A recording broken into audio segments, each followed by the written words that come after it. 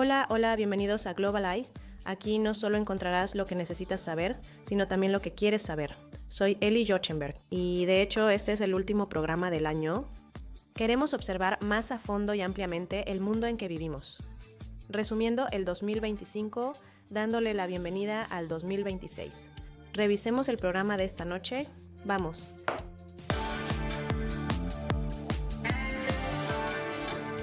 Adiós. Despedida de Vitas. Y decimos adiós al 2025. La nueva y antigua región de Medio Oriente sin duda se transformó en 2025. ¿Pero en qué? Él prometió, él cumplió. El año de la disrupción de Trump, sin dirección ni disrupción dirigida. Y hazte a un lado, Kubrick. Doctor Insólito tendrá una versión 2025. ¿Cómo aprendí a dejar de aburrir y amar la bomba de inteligencia artificial? Muy bien, pero antes de llegar a todo esto y mucho más, mientras nos despedimos del 2025, estamos observando las historias más importantes del mundo y es una huelga navideña en Estados Unidos. El regalo llega a la dirección incorrecta. Un misil estadounidense impacta en la aldea nigeriana de Jabo. Trump lo llamó un regalo navideño para terroristas de Estado Islámico de Irak y Siria que matan cristianos, pero los locales afirman que ahí no hay Estado Islámico de Irak y Siria y que cristianos y musulmanes conviven en paz. Nigeria confirma que el ataque fue en un bosque. En otros sitios los escombros solo cayeron donde no debían. Sospecho que ningún reno perderá su trabajo por esto, ¿verdad? Último esfuerzo de paz de fin de año. Zelensky está en Mar-a-Lago en una reunión que se supone que finalizará su esquema revisado. El problema es que Rusia lanzó un bombardeo de 10 horas sobre Kiev. ¿Qué dice más rama de olivo que un bombardeo pesado, verdad? Las garantías de seguridad deben darse junto con el fin de la guerra, ya que debemos asegurar que Rusia no vuelva a agredir. Se requieren garantías sólidas. Bueno, negociaciones de buena fe. Si funciona, Trump tendrá razón al citarlo. Así que, Kendra Kumar, sé humilde, ¿de acuerdo? De un esfuerzo de paz a otro. Tailandia y Camboya pactan un nuevo alto al fuego que congela líneas, prohíbe refuerzos, libera a 18 prisioneros y permite a Tailandia mantener su derecho a la autodefensa. Entonces, el núcleo del problema es la implementación o el principio. Probablemente lo sabremos en el próximo incidente que rompa el alto al fuego. La Junta dice que es democracia, pero la Organización de las Naciones Unidas lo llama teatro bajo amenaza armada. Myanmar celebra elecciones en medio de una guerra civil y la contienda es todo menos abierta.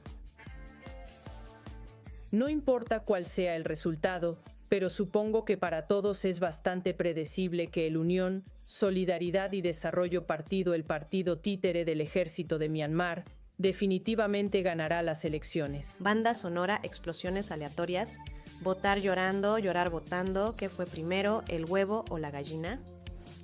Un ícono, una leyenda, de símbolo sexual a defensora de los animales, Brigitte Bardot vivió para romper barreras y muere a los 91 años. La actriz francesa que saltó a la fama con "Y Dios creó a la mujer", dejó Hollywood en la cima de su carrera sin mirar atrás, pero dejó su huella.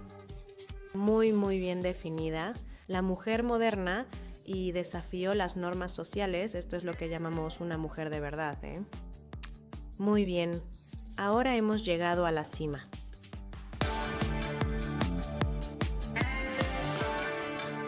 Y nos acompaña por primera vez, pero no la última, en la cima de este programa. Damos la bienvenida al miembro senior del Fundación para la Defensa de las Democracias y ex embajador británico en Yemen, Edmund Fitton-Brown, y a Yossi Melman, comentarista de inteligencia y seguridad, autor de Espías contra el Armagedón. Es un honor tener a nuestra corresponsal senior de Medio Oriente de 24 News, Ariel Ashran. Como no tenemos ninguna duda de cuánto se transformó Medio Oriente en el último año, la pregunta que nos hacíamos es, ¿en qué se transformó? Así que antes de comenzar nuestra conversación, echemos un vistazo más de cerca. 2025 podría ser uno de los años más trascendentales en Medio Oriente, marcado por la guerra, los saltos al fuego y el reajuste de poder en toda la región. En Siria, el optimismo inicial pronto se convirtió en una realidad más compleja. Un frágil proceso de construcción nacional se desarrolló bajo el liderazgo de Ahmed al-Shara, con Turquía expandiendo su presencia mientras Irán y Rusia se retiraban del país. Pero los intentos del nuevo gobierno de centralizar el poder fueron a menudo violentos y se encontraron con una feroz resistencia. Con la violencia sectaria estallando en todo el país y dejando a las comunidades alawitas, kurdas, drusas y beduinas atrapadas en ciclos crecientes de ataques y represalias en Gaza, después de más de un año de guerra, finalmente se alcanzó un alto al fuego, lo que permitió la liberación de los rehenes vivos restantes en manos de Hamás. La intensa lucha se detuvo, pero las cuestiones políticas fundamentales no. Gaza sigue en ruinas, las negociaciones siguen siendo frágiles y el riesgo de un nuevo conflicto nunca desapareció por completo. Por primera vez, después de décadas de retórica violenta y amenazas, los dos archirrivales regionales se enfrentaron directamente. Irán e Israel entraron en guerra y Estados Unidos apoyó a Israel atacando sitios nucleares iraníes. Misiles iraníes atacaron ciudades israelíes y la Fuerza Aérea Israelí bombardeó objetivos militares en Irán. Aunque los combates se han detenido por ahora, ambos bandos se preparan para una nueva confrontación. Más allá de esos puntos críticos, otros cambios silenciosamente transformaron la región. En Líbano, el gobierno comenzó un esfuerzo largamente evitado para frenar el poder de Hezbollah, y en Jordania, las autoridades prohibieron formalmente a la hermandad musulmana. Al finalizar 2025, debemos preguntarnos, ¿este año cambió de forma permanente el equilibrio de poder en Medio Oriente? ¿El 2026 acercará a la región a la paz o iniciará una etapa más volátil? Muy bien, caballeros, como siempre, comenzamos con una ronda rápida, alrededor de 30 segundos cada uno, para exponer su postura inicial sobre el tema, y a partir de ahí continuaremos la conversación. ¿El Medio Oriente se volvió más seguro o más volátil en 2025, señor Fittenbraun? Por favor, comience usted. Gracias. Creo que ahora es más volátil a corto plazo, pero posiblemente más seguro a largo plazo. Creo que por mucho lo más importante que sucedió en 2025 fue el conflicto entre Irán e Israel, la guerra de 12 días, como la llamó Donald Trump, lo cual ha transformado la relación entre Occidente e Irán y ha puesto a Irán en una situación en la que cosas que antes hacía sin ninguna consecuencia, como perseguir un programa nuclear, ya no las puede hacer. Y si me lo permiten, quizá de manera más poética, como lo llamamos aquí en Israel, león ascendente, parafraseando a la administración anterior de Dasha, pero hablaremos más de eso más adelante en el programa. Señor Melman, ¿cuáles son sus pensamientos? Bueno, creo que ahora el Medio Oriente es más estable, estratégicamente, incluso tácticamente. Todavía hay muchos desafíos, pero hay algunos. El futuro es muy prometedor debido a los últimos 2 años del conflicto en Gaza, Irán y en Siria, así que soy optimista sobre el futuro. Bien, buen inicio. Por último, Ariel Asran, ¿qué opinas? Bueno, creo que la región ahora está en una posición, en un estado de reevaluación estratégica mientras se realinea, tratando de medir esta nueva realidad en la que estamos.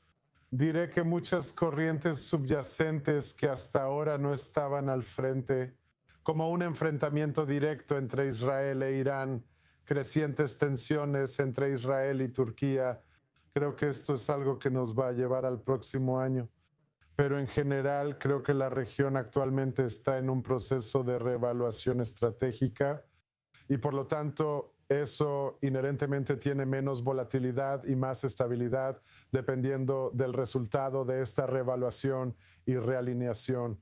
Caballeros, desde ahora pueden interactuar libremente entre ustedes. Pero sí quiero comenzar con lo más reciente, aunque estamos tratando de resumir el año porque si acaso fue el año de al-Shara. Hemos visto la caída de Assad, el ascenso de al-Shara, y nos vemos obligadas a preguntar si la transición se ha completado. ¿Pero Ariel Asarán es un talibán con costa mediterránea? ¿O deberíamos creer en el cambio de imagen? Bueno, mira, Siria está en un proceso muy desafiante de construcción nacional en cuanto a la comunidad internacional, proporcionando todas las condiciones que Siria necesita para embarcarse en eso. De la manera más exitosa lo logró. Pero al final hemos visto numerosas veces a lo largo del año que ha habido estas tensiones sectarias, enfrentamientos entre varios grupos y el gobierno, así como puedes decir elementos fuera del gobierno que se han estado aprovechando del caos, así que hay un caos constante. Hoy tuvimos un gran ejemplo, o bueno, no un gran ejemplo, pero sí otro ejemplo, en los mortales enfrentamientos en Latakia entre fuerzas del gobierno en la costa siria, y los progubernamentales están diciendo que fueron exasadistas quienes instigaron a la multitud. Pero al final tienes el desafío persistente de los combatientes extranjeros y de elementos que operan fuera de la ley. Ahora, esto último está siendo abordado por el gobierno, pero las Fuerzas Armadas tienen en sus filas a combatientes extranjeros y eso es un elemento desestabilizador. Pero no es solamente el tema de Siria, quizás sea una demostración de la reconfiguración regional, por así decirlo. Y en este sentido no podemos dejar de mencionar a Turquía y su aspiración neo-otomana, por así decirlo. Señor Fittenbraun, ¿cree usted que Siria es el primer, pero quizás no el último territorio en el que Erdogan intentará dejar su huella? Creo que tiene razón. Pienso que él es un oportunista y actuará donde pueda. Se le ha presentado una oportunidad magnífica en Siria. Estoy totalmente de acuerdo con lo que Ariel decía antes sobre las complejidades de Siria. No puedo evitar sentir que estamos mejor tras deshacernos del régimen de Assad, pero nos quedamos con algo que realmente es muy volátil. Y por supuesto tienes actores importantes de fuera como Turquía, como mencionas, y claro, Israel también es un actor clave ahí. Creo que una de las preguntas clave es, ¿permitirá Turquía que Shara sea un líder para el pueblo sirio? ¿O están tratando de usarlo como un títere, tanto para amenazar a Israel como para aplastar las aspiraciones kurdas? Así que en este sentido, señor Melman, seré más directa al respecto. Es el orden regional neo-otomano que Erdogan busca establecer. ¿Esto coincide con el poder turco o con las ambiciones de Erdogan? Bueno, hemos estado hablando y tratando con Erdogan sobre sus aspiraciones otomanas de hegemonía regional durante al menos la última década y hasta ahora no creo que lo haya logrado. Ha sido desafiado por Israel en Siria y en los últimos días en el sur, en el Mar Rojo, en Somalilandia, en Somalia y por lo tanto Israel.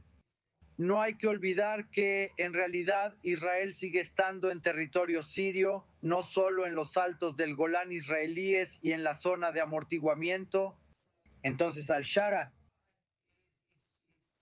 está básicamente atrapado entre sus propios sueños y aspiraciones de guiar a Siria por un nuevo camino y hacia un nuevo futuro. Y entre las aspiraciones tal vez secretas y también ocultas de Erdogan, pero por el momento creo que no está logrando sus objetivos. Muy bien, dejaremos que la política dicte nuestra ruta, no necesariamente la geografía, y no podemos dejar de abordar la campaña en Irán. Y mi pregunta para usted, señor Fittenbraun, es si la lección al final de todo esto fue mantenerse alejado de la búsqueda de energía nuclear o exactamente lo contrario. Estás mucho mejor si tienes energía nuclear.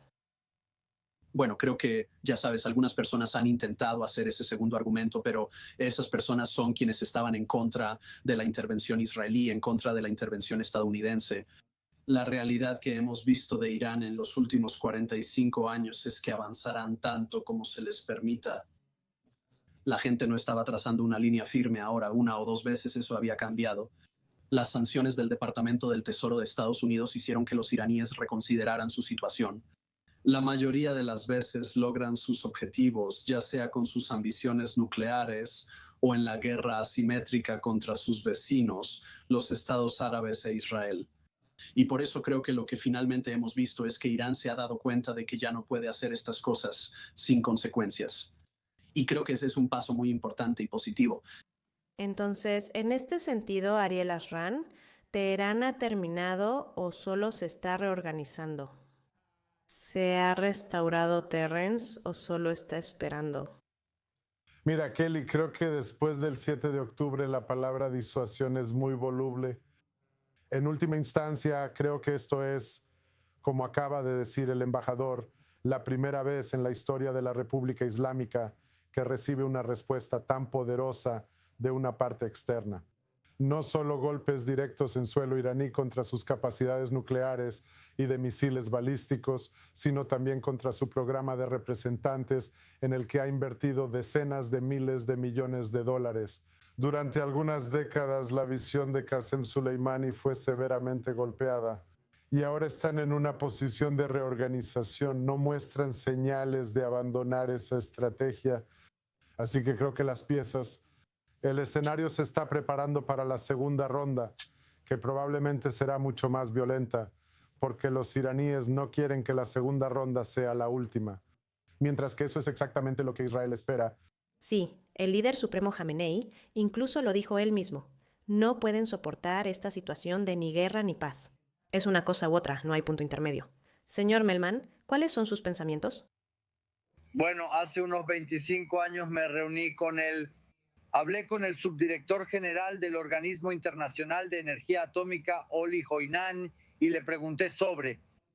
Y él era un experto en el programa nuclear iraní y visitó Teherán muchas veces. Y le pregunté, ¿cuál es la gran estrategia de Irán? Y él me dijo, no tienen una gran estrategia, lo están haciendo paso a paso. Si los detienen, retrocederían. Y creo que lo que hemos visto en los últimos años es exactamente eso. Irán aspira a ser un estado nuclear umbral, pero nunca se atreven a cruzar ese umbral y por lo tanto continuarían con la misma política, con la misma doctrina. Sin embargo, fueron detenidos por los golpes de Israel y Estados Unidos y ahora están reevaluando cómo proceder respecto al programa nuclear y cómo responder a la supremacía israelí y al apoyo de Estados Unidos a la supremacía israelí. Sí, así que no fue la última ronda. Por supuesto. Caballeros, cambiemos ahora al que se queda en defensa, por así decirlo. Oficialmente ahora estamos más cerca del 2030 que ayer. Embajadora Fittenbraun, en este sentido, Arabia Saudita, al parecer, solo quiere que la dejen en paz para hacer sus propios negocios. Arabia Saudita logró todo sin normalizar. ¿Es el mayor ganador? Bueno, creo que de alguna manera tienes razón, lo es. Eso es en parte, creo, por razones que no entiendo del todo. La administración de Estados Unidos realmente no ha presionado mucho a Arabia Saudita para que cumpla con su parte del trato aquí. Así que Arabia Saudita puede simplemente quedarse al margen y no comprometerse absolutamente a apoyar los objetivos de Estados Unidos, ni comprometerse con los acuerdos de Abraham. No es tanto un éxito saudita como quizá un fracaso estadounidense. Bueno, creo que digamos que ya hemos hablado sobre el tema de asuntos pendientes. Todo esto son asuntos pendientes. Cierto. Ariel, mira. Creo que el eje potencial con el que Israel quiere comprometerse es con los países sunitas moderados, liderados por Arabia Saudita. Actualmente están desconcertados, no entienden la postura actual de Israel en la región, ven que Israel está actuando de manera matona. Incluso amigos como los emiratíes en los Emiratos Árabes Unidos nos han dicho en conversaciones privadas que mientras Israel siga atacando a todos los países en sus fronteras, simplemente no pueden relacionarse públicamente con Israel. Y los sauditas han ido un paso más allá. Están diciendo que bajo este gobierno actual, esto ha sido dicho por personas cercanas a la Corte Real Saudita, en este canal han dicho que bajo este gobierno actual no habrá normalización. Así que quieren ver la región un poco más estable. Israel actuando, en su opinión, de una manera más responsable y moderada. Si eso realmente está alineado con sus propios intereses, y mucho menos con los intereses de Israel, eso no es del todo seguro. Pero al final temen relacionarse públicamente con Israel en esta realidad actual, donde Israel está mucho más a la ofensiva en términos de su doctrina de defensa. Todo el tiempo que puedan antes de involucrarse en el juego. Y en este sentido, señor Melman, Qatar, después de un año de albergar a Hamas por un lado y mediar en los altos al fuego por el otro, y luego financiar la reconstrucción de Gaza, una vez más, seguimos haciéndonos esta pregunta recurrente. ¿Es Qatar la solución o es Qatar el problema? Qatar es el problema y está heredado en su ideología como lo vemos en Occidente. Recuerdo que durante la guerra civil siria, cuando Qatar apoyó a al-Nusra, liderada por el señor Giuliani Ahmed Asha Shahra, ahora presidente de Siria, y secuestraron a algunos internacionales. Fuerzas de paz. Y por otro lado pagaron dinero a Nusra para liberarlos. Así que siempre es este tipo de política. Ellos caminan en la cuerda floja, equilibrándose entre organizaciones terroristas, ideologías extremas y tratando de apaciguar a Occidente. Nada ha cambiado y lo hemos visto en la forma en que están manejando a Hamas y Gaza. Por un lado, dieron dinero a Gaza, apoyan a Hamas, y por otro lado, están tratando de mediar y liberar a los rehenes israelíes. Qatar es un problema y no se está resolviendo y no se resolverá mientras tengan una enorme base estadounidense y Estados Unidos dependa de ellos. Sí, embajadora Fit y Brown, ¿qué opinan? Bueno, antes que nada, estoy completamente de acuerdo con eso. Estoy de acuerdo en que Qatar es el problema. No es la solución para nada y nunca lo ha sido. Lo que hace es volverse útil para los países occidentales perezosos que no se molestan en entender las complejidades de algunos de los conflictos con los que intentan lidiar. Y entonces Qatar aparece y dice, bueno, ¿podemos ayudarte con esto? Podemos probarlo, ya que es el problema que yo creé. Sí, exactamente. Así que ya sabes, no nos sirvieron en Afganistán, Líbano ni Yemen. Qatar es Qatar, representa un daño tanto para Israel como para Occidente. Lamentablemente ha sido muy astuto comprando influencia en el mundo occidental. Bueno, ya sabes, si me engañas una vez, la vergüenza es tuya. Si me engañas 2 veces, la vergüenza es mía. Sabemos quién es, caballeros, ya que estamos llegando al final de nuestra conversación. Predicciones u observaciones sutiles antes de 2026, nuevo orden, o los mismos problemas, solo diferentes caras, Ariel. Creo que vamos a llevar al próximo año muchos de estos desafíos que hemos señalado durante esta última media hora, principalmente en Siria. Creo que hay una gran incógnita respecto al Líbano. Israel va a intensificar sus ataques contra Hezbollah. Dado que el ejército libanés, aunque tiene la voluntad, no necesariamente tiene los medios para lograr el desarme completo, surgen muchas preguntas sobre Hamas a futuro. Solo quiero señalar sobre el tema anterior de Qatar. También estoy de acuerdo en que Qatar es parte del problema. Ellos continuarán con su campaña de deslegitimación contra Israel, llamada el Octavo Frente, que quizás es el más activo de todos los frentes de Israel en esta guerra múltiple, en esta guerra de varios frentes. Sin embargo, durante este último año se volvieron el único miembro de este club respetable, de ser el único país que ha sido atacado tanto por Irán como por Israel. Esto también servirá para comprobar si recibieron el mensaje. Spoiler, no lo hicieron. Bueno, tal vez incluso Qatar mismo estaría de acuerdo en que es un problema, señor, y no necesariamente un problema. Solucionador.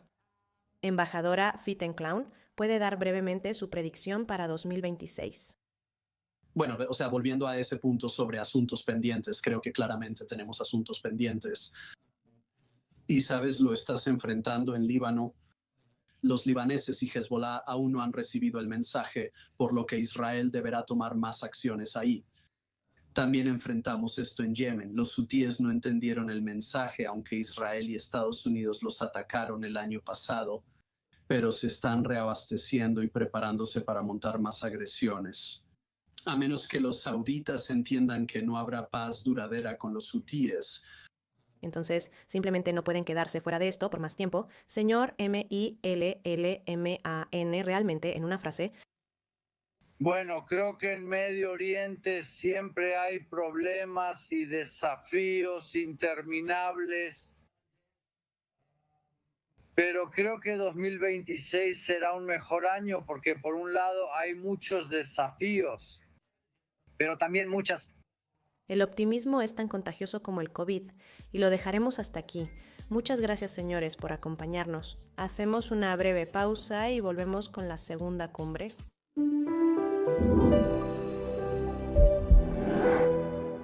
Me hace sentir mucho más segura de lo que jamás me había sentido.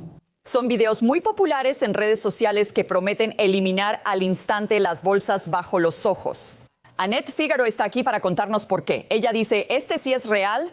Esto es real y estoy muy emocionada. Hasta tenemos video y todo lo que usa es una pequeña cantidad en el rostro limpio y seco. Tensa y levanta la apariencia de las bolsas bajo tus ojos. Yo se lo hice a mi papá. Ella tiene una olla con agua y trigo.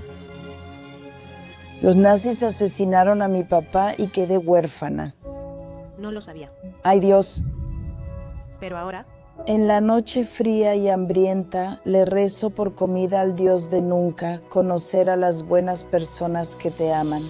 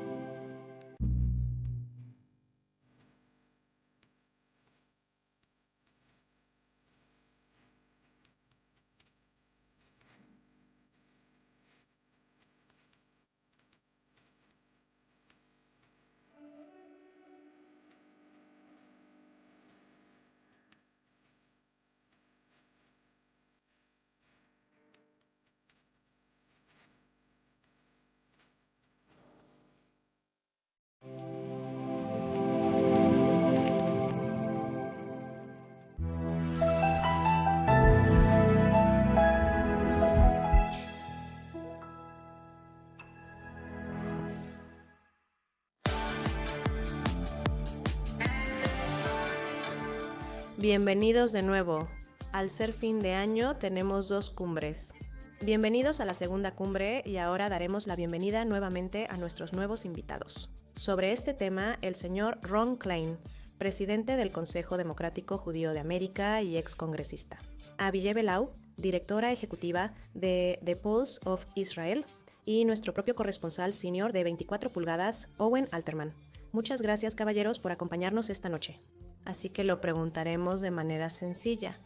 Él lo prometió, pero cumplió. Sin duda fue el año de Trump. ¿Hablamos de destrucción sin rumbo o dirigida? Veamos.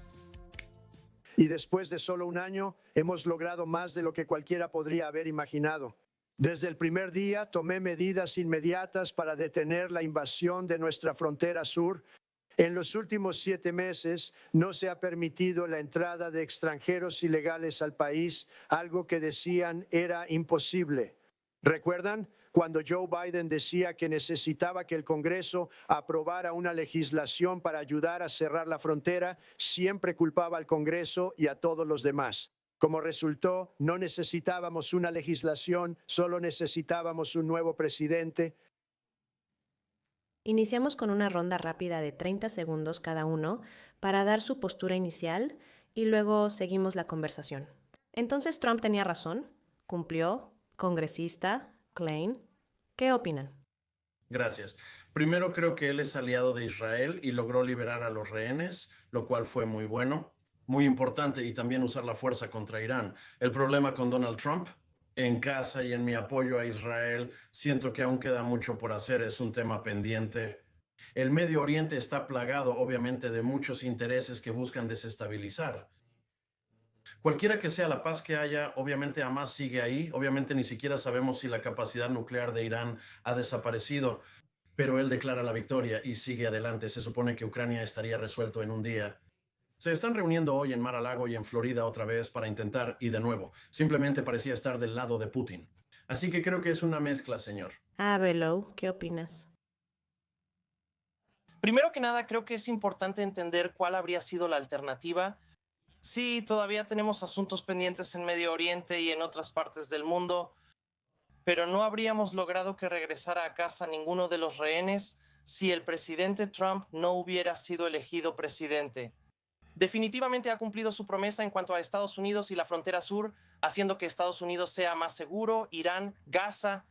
Sí, hay asuntos pendientes, pero ha hecho un trabajo increíble para llevarnos a donde estamos hoy. Y claro, respecto a Israel, la situación geoestratégica actual, en enero de 2024 la administración de Biden impuso un embargo de armas, lo que nos obligó a detener la guerra sin recuperar a nuestros rehenes. Es realmente milagroso donde estamos hoy. Aún falta mucho por hacer y esperamos más liderazgo de usted y Netanyahu para continuar. El trabajo está a la mitad. Muy bien. Por último, pero no menos importante, nuestro propio Owen Alderman. ¿Tu opinión? Eli, entre más haces, más esperan de ti. Esa es la trampa de Donald Trump, según sus seguidores. Logró una gran victoria y habló sobre la frontera sur. Los cruces bajaron 95%. Creo que muchos estadounidenses de todo el espectro político se preguntan por qué no se hizo esto antes. ¿Por qué la frontera sur fue un completo desastre durante tanto tiempo? Y ahí Trump tiene razón. El gran error es el tema de precios, asequibilidad e inflación. Él se disparó a sí mismo y a la economía en el pie, con los aranceles y el vaivén de que los aranceles estaban un día y al siguiente no. En cuanto a política exterior, es más de lo mismo. Es lo que vimos en el primer mandato de Donald Trump, sus impulsos contradictorios, el impulso de Estados Unidos fuerte, el impulso de Estados Unidos primero. Están en guerra entre sí. En su propia mente nunca hay un ganador decisivo. La política oscila de un extremo al otro con resultados que a veces son buenos y a veces no tanto. Muy bien, caballeros, siéntanse libres de interactuar a partir de este momento y comencemos esta conversación en un tema que nos toca de cerca. Los motivos pueden debatirse: el Premio Nobel de la Paz o un compromiso real con la paz mundial. Las intenciones, sin duda. Buena pregunta. ¿Owen falla en la entrega? ¿Israel, Ucrania, otros lugares? En resumen, no es guerra, pero tal vez definitivamente no es paz. Él prometió resolver 8 guerras en 8 meses, ahora dice en 10, así que va retrasado. Él claramente tiene expectativas poco realistas. El congresista Klein habló de resolver la guerra en Ucrania en un día, lo cual es claramente fanfarronería de Trump. No es una fecha límite que debamos tomar en serio. Literalmente creo que ha hecho tanto progreso ahí como se podría esperar razonablemente. Obviamente no ha resuelto la guerra. También debemos pensar, ¿es la paz el objetivo final o que Donald Trump gane un premio Nobel de la Paz? ¿Es la paz un fin en sí mismo o queremos obtener buenos resultados? Queremos obtener un buen resultado en Ucrania en ese caso. ¿Buscamos un buen resultado para Israel en el conflicto con Gaza? ¿El arreglo actual es bueno o malo? ¿Puede acercar a la paz, pero es realmente positivo? Lo que tampoco podemos hacer, y hay que decirlo, es que es un presidente que cuando usa la fuerza, la utiliza de una manera que minimiza el riesgo para él mismo. Él lanzó, y de manera famosa lanzó, esos bombarderos B-2 hacia Irán e incluso publicó el video del bombardeo después, pero minimizó el riesgo para él mismo y para Estados Unidos al ponerle fin a la guerra después de eso. E incluso en Venezuela ha hablado mucho y ha mostrado fuerza, pero aún no ha dado el golpe. Hay un aumento gradual que creo dará algo a la gente, incluso si en 2026 él decide intervenir en Venezuela. Hacer que la gente crea que hubo deliberación. Congresista. Iba a decir, permítame intervenir un poco en eso. Primero que nada, yo estaba en asuntos exteriores cuando estaba en el Congreso de los Estados Unidos y entiendo que los asuntos exteriores son una propuesta a largo plazo. Dijiste bien, Owen, que él actúa por impulsos. Además, Mar-a-Lago estaba en mi distrito de Florida. Conozco bastante bien a Donald Trump, sé cómo opera y es bastante consistente, está por todos lados. Una Estados Unidos fuerte beneficia a Estados Unidos, Israel y nuestros aliados. Ha roto muchas relaciones con aliados que eran tradicionales y estratégicos para nosotros. Si no lo creemos, Xi Jinping observa cada paso ahora, ya sea en Medio Oriente, Venezuela u otro lugar. Él se ha dispersado por todos lados en lo que respecta a las cosas en casa. Quiero señalar que la frontera esté segura está bien y todos lo apoyamos. Pero desplegar tropas en las calles de Estados Unidos no es algo habitual para nadie. Él ha cruzado normas por todos lados en cuanto a las libertades que tenemos como estadounidenses, pero por supuesto la economía es la más importante. Y los terroristas han sido un desastre y los estadounidenses lo están sintiendo. Ha habido elecciones que reflejan el impacto de sus políticas, así que él está en todos lados y es inconsistente. Para aquellas personas que creen que la estabilidad y la fuerza van de la mano, es un elemento de apoyo. Necesitas a alguien de confianza y él siempre está presente. Cada día se despierta y ve cómo se siente. Señora Velo, por favor, intervenga. Sí, claro, aunque no lo creas, coincido mucho con el congresista. Lo único con lo que no estoy de acuerdo es que creo que su inconsistencia es parte de quién es él. Este no es un presidente normal, es el primero de su tipo que Estados Unidos ha tenido y probablemente el único que tendrá. Considero que toda política, especialmente la exterior, debe analizarse desde la perspectiva de China. Él está tratando de ayudar al futuro económico de Estados Unidos y entiende que China es la principal superpotencia global. Económicamente controla la cadena de suministro de Occidente a Oriente. Todo lo que hace, sobre todo en Medio Oriente, busca redefinir la cadena de suministro geográfica. E Israel es un socio estratégico enorme para lograr que esto suceda. Por eso está muy satisfecho con cómo se ha desarrollado esta guerra bajo el liderazgo de Netanyahu. Ya sea que haya apoyado cosas públicamente o no, todo es a través de ese prisma. Por eso también, en cuanto a alianzas, él se asegura de que se logre su propio objetivo. Aunque eso signifique no seguir el protocolo adecuado de la diplomacia en el pasado, e incluso en Israel, muchas cosas. Me decepciona lo que hace, aunque en general lo apoyo. Sin embargo, entiendo que busca un objetivo a largo plazo. Y esto se debe a que gracias a su inconsistencia puede mantener a las potencias mundiales alerta para lograr sus objetivos. Así que se trata de abrocharse el cinturón y seguir adelante, por así decirlo. Pero vamos a entrar en lo que está sucediendo dentro de Estados Unidos. Ya sabes, todavía seguimos con lo doméstico, con la política exterior que tiene un impacto a nivel nacional. Sabemos que todo se trata de economía, aranceles del Día de la Liberación, alternativas y negociaciones difíciles. O comportamiento imprudente, ¿realmente podemos resumirlo en este momento? Podemos resumirlo. Me inclino por el comportamiento imprudente, Eli. No es buena idea anunciar todas estas tarifas en la conferencia del Día de la Liberación. Solo observa. Pasan 6 meses buscando cómo bajar del árbol, lo que no da coherencia a los aliados de Estados Unidos. Creo que este es un caso en que Xi Jinping solo observa. Mantuvo a la gente alerta, quizá logres algunas ganancias tácticas. Él dice que varios conflictos se resolvieron usando aranceles como zanahoria y palo. Pero de nuevo, creo que las tácticas simplemente quedan opacadas por la pérdida estratégica.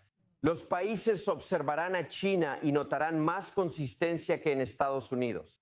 Recuerda que estos aranceles afectarán al consumidor estadounidense, quien ya sufre por los altos precios. Trump bajó los precios de algunos productos, especialmente comestibles, porque los aranceles los encarecieron demasiado. No hay pruebas reales de que los empleos en fábricas hayan regresado. Esta política no lleva a ningún lado. Por eso Donald Trump suele encontrar formas de bajarse del árbol en vez de subirse. Congresista Klein, veo que está muy de acuerdo. Sí, mire, fui al supermercado esta mañana y veo claramente cómo están los precios. Algunas personas pueden pagarlo, pero 40 millones en Estados Unidos viven de cheque en cheque. Es real, no solo en encuestas, también en la vida diaria se avecina una crisis médica. Desde el 1 de enero, los subsidios se eliminarán, lo que generará otra división económica. Los precios de la energía, calefacción y petróleo están subiendo este invierno. En Estados Unidos estos son problemas serios y al final del día la política en Estados Unidos está muy influenciada por lo doméstico. Ya sabes cómo se siente la gente sobre sus vidas y familias. Puedo pagar mi atención médica o el supermercado y ahora mismo es muy negativo. Los aranceles por sí solos absolutamente no han tenido efecto. Pero además, ya sabes, han sumado más precios y costos a todo eso y la gente lo está sintiendo. Pero sumando a este sentimiento de frustración, o quién es responsable aquí, entra la migración y en este sentido también transformaciones de gran alcance. ¿Estamos viendo un intento de restaurar el orden o un exceso, señor? Abela, en términos de migración, sí. La frontera sur es el principal problema migratorio que él ha logrado detener con éxito. Y recientemente, por la situación en Medio Oriente, él detuvo la llegada de migrantes de Siria y la autoridad palestina. Creo que ahora importa menos lo que pase respecto a permitir más migrantes. ¿Y qué va a hacer con los millones, si no es que decenas de millones, de migrantes que se han permitido entrar a Estados Unidos a lo largo de los años? especialmente durante la administración de Biden, que es una bomba de tiempo para la sociedad estadounidense. ¿Y qué van a hacer? Esa es la pregunta principal. Sí, por favor, por favor. La Cámara de Comercio de Estados Unidos está en total desacuerdo. Es una organización muy conservadora porque saben que muchos... No estoy hablando de los que cometen delitos. Ellos deberían haberse ido hace mucho tiempo y estoy totalmente de acuerdo con esa estrategia. Pero están recogiendo a todo tipo de personas que han estado aquí. Cómo llegaron aquí es otra historia completamente diferente, pero están aquí, han estado trabajando aquí por 10, 20 años, son parte de la economía. Ya sea que brinden servicios de hospitalidad o servicios de jardinería o cualquier tipo de trabajo que los estadounidenses no están ocupando, hay una preocupación significativa. Ya lo veo en Florida, donde la gente desaparece y así no le gusta a Estados Unidos ver las cosas. En la televisión, personas con mascarillas y sombreros llevan incluso a ciudadanos estadounidenses sin poder ver quiénes son. Hay una forma ordenada de hacerlo. Si solo sellas fronteras y expulsas criminales, sería un éxito. Pero están yendo mucho más allá de eso. Están amenazando a la gente y están amenazando la economía. Así que, de nuevo, es algo negativo en este momento. Sí, Eli, solo voy a intervenir rápido. Mira, se han cometido muchos errores. Acabamos de escuchar del congresista Klein los errores que se cometieron.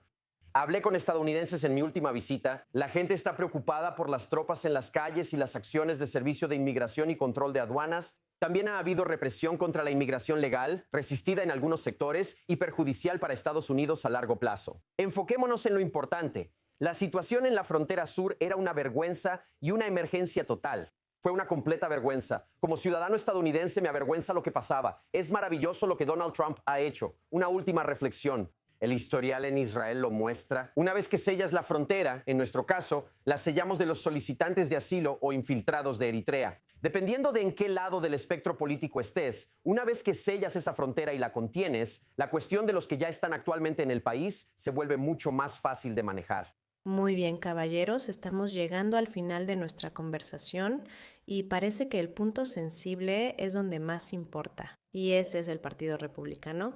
Y aunque no lo crean, es Epstein quien mantiene ocupado a Trump día y noche, noche y día. Oh, y Altman, ¿hay alguna salida? Solo si el Departamento de Justicia actúa y publica los documentos de forma que genere confianza pública en ambos lados. Y la lentitud no parece estar justificada, al menos desde la perspectiva del público. Así que, a menos que haya un cambio real en la forma en que se hace esto y en la manera en que se le explica al público, Elliot, simplemente parece que esto está generando más teorías de conspiración, lo cual no es bueno para nadie, al parecer. Congresista Klein, ¿qué opina? Sí, creo que eso es correcto. Creo que si simplemente hicieran una descarga de datos y se deshicieran de todo, probablemente eso haría que desapareciera. La gente dice, ya no queda nada, pero siguen cometiendo errores no forzados, lo que lo mantiene activo. Además, el Partido Republicano enfrenta sus propios problemas. Tucker Carlson y Nick Fuentes son nombres conocidos, pero problemáticos. Quiero decir, hay problemas muy serios asociados con lo que están diciendo. No es solo anti-Israel, es antisemitismo claro y directo. Lamentablemente, esto tiene seguidores entre jóvenes republicanos e incluso entre nuestros habituales simpatizantes de Israel, como los evangélicos. Jóvenes evangélicos. Se están alejando. Así que este es un problema contra el que John David Vance tiene que pronunciarse. Él está del lado equivocado de este asunto. Exacto. Señor Avalon, no hace falta ir a los extremos. El propio John David Vance es más aislacionista y habla diferente sobre Israel. Escucha, es muy preocupante, no me sorprende, lo he estado diciendo durante años. Así como lamentablemente vimos dentro del Partido Demócrata que el sector radical del que la gente no hablaba durante años, básicamente casi se ha apoderado del partido, que estaba claro que algo iba a pasar. Así que para mí, con los años, también era evidente que el mismo proceso de radicalización iba a ocurrir en el Partido Republicano. Está pasando más rápido de lo que esperaba y es una gran preocupación. Además, retomando el tema de Epstein, hay muchas personas poderosas de ambos lados en todo el país que van a verse afectadas por esto. Es una lástima que el Departamento de Justicia no lo maneje bien para sanar a la sociedad estadounidense. Pero supongo que podemos entender por qué no se ha manejado adecuadamente por ninguna de las partes a lo largo de los años. Debemos orar y esperar que haya líderes adecuados en ambos lados para apoyar a la sociedad estadounidense. Y especialmente el creciente odio hacia Israel y los judíos en todo el mundo. Bueno, orar nunca está de más, ¿no?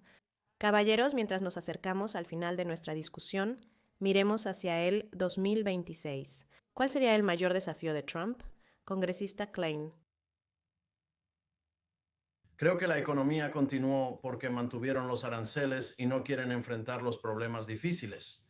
Y mientras más se involucra en política exterior, no fue por eso que lo eligieron, sino por el Make America Great Again, los republicanos priorizan a Estados Unidos, enfocándose en temas internos, no en todos los asuntos extranjeros. Así que si lo toma en serio y quiere hacer algunos cambios, ya veremos. Pero es un tipo bastante terco. Cuando él toma una dirección, creo que eso será un problema para él. Los estadounidenses quieren un cambio económico. Señora Ibello, ¿cuáles son sus pensamientos?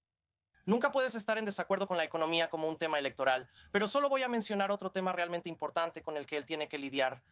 Y esa es la creciente influencia de Qatar en la política estadounidense, incluso en Washington, Distrito de Columbia, bajo su mandato. Así que, como un tema principal de política para Trump, pensando en 2026, si realmente le importa el futuro de Estados Unidos, cada vez más estadounidenses notan la influencia del dinero catarí, no solo en Washington, Distrito de Columbia, sino también en universidades del país. Cada día, más personas despiertan a esto y será un tema más preocupante. Y de nuevo, si él quiere velar por el futuro de todos los estadounidenses y también por el pueblo estadounidense, definitivamente tiene que prestar atención y resaltar el tema de Qatar. ¿y Owen Altman? Sí.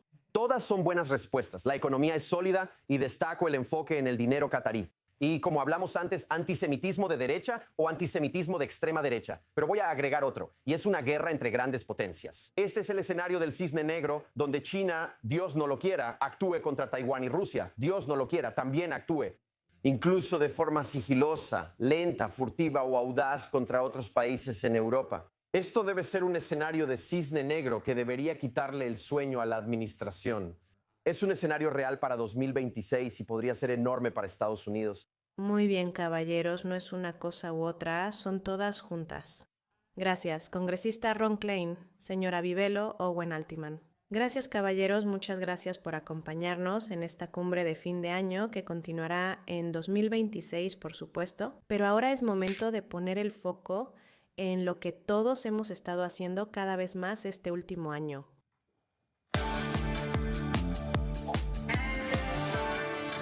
Hazte a un lado, Kubrick. Doctor Strangelove tendrá una versión 2025.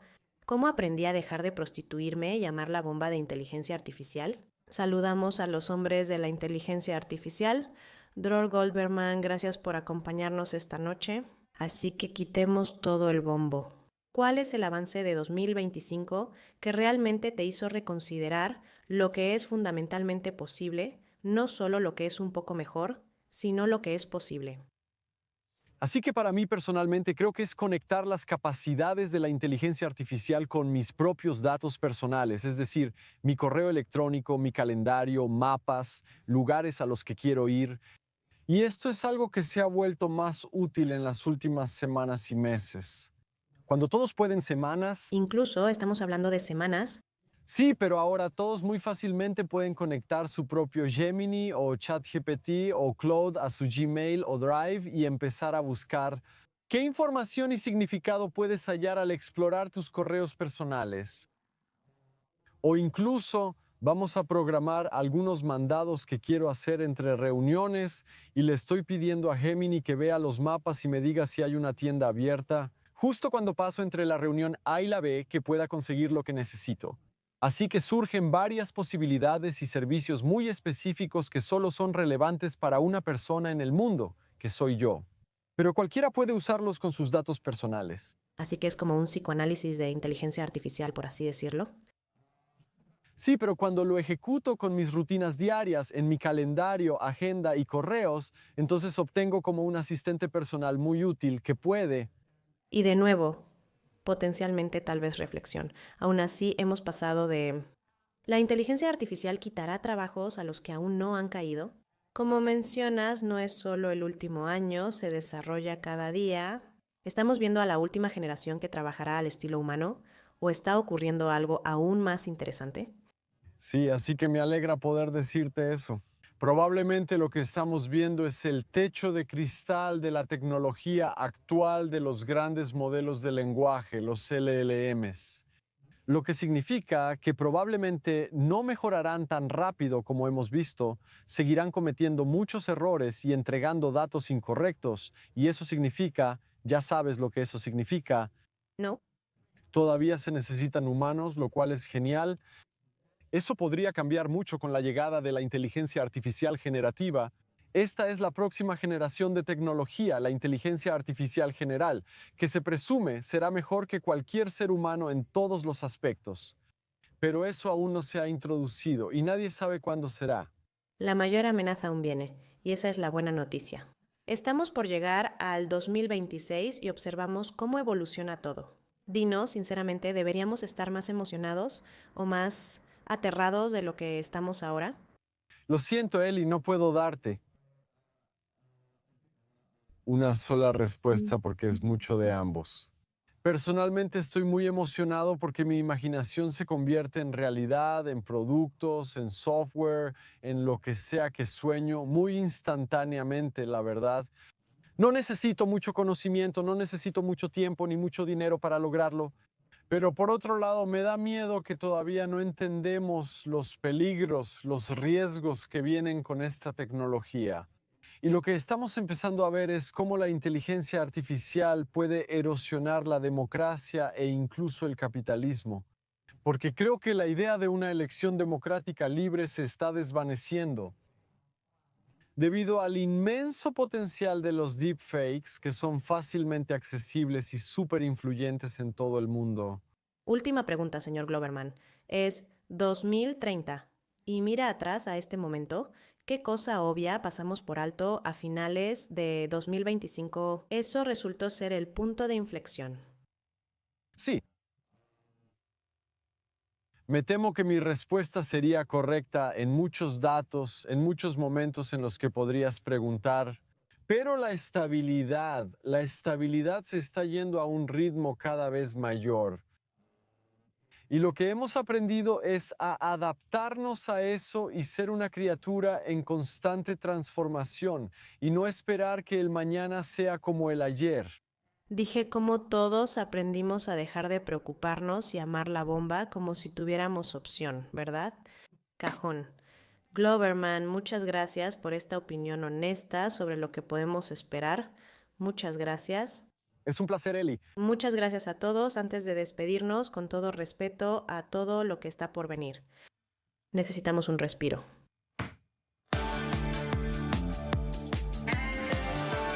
Tenemos un ganador en la categoría de escritora del año, Perry de Koala, sí. Vieron a Perry subir casualmente a un poste desde un autobús tras esquivar el tráfico en una carretera de Brisbane.